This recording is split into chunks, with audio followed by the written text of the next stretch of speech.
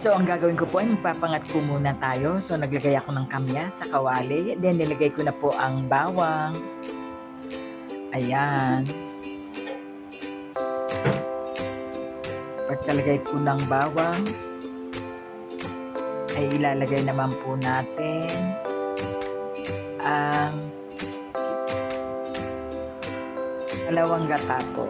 Yan. Pangalawang gata po yan. Yan ang gagawin natin, tubig na para sa pangat. Then, nilagyan ko na rin po ng sibuyas. Ayan, medyo pakuluan po natin bago natin ilagay ang... Ayan po, nilagay ko na yung tulingan. Bali, 3 tulingan po yan na medyo malaki. Tapos, pinahati ko lang po sa gitna, sa dalawa. Kaya, bali, 6 na piraso pong tulingan. Ayan.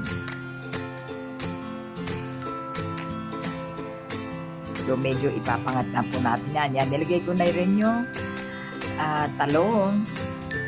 Dahil masarap po ang talong sa gata. At nilagay ko na rin po ang bagoong. Yeah, that is 10 pesos sa bagoong. Dahil takpan ko muna natin para maluto ang isda tsaka yung mga talong po na nakalagay. Ayan, nilagay ko po ng 3 siling green. Then, nilagay ko na po ang kakanggata. Inati ko po yung kakanggata. Yan po yung kalahati ng kakanggata. Mamaya ko ilalagay yung isa pang kalahating kakanggata. Yan. Medyo halu-halo lang po natin. Then, lagyan po natin ng paminta para mas lalong sumarap.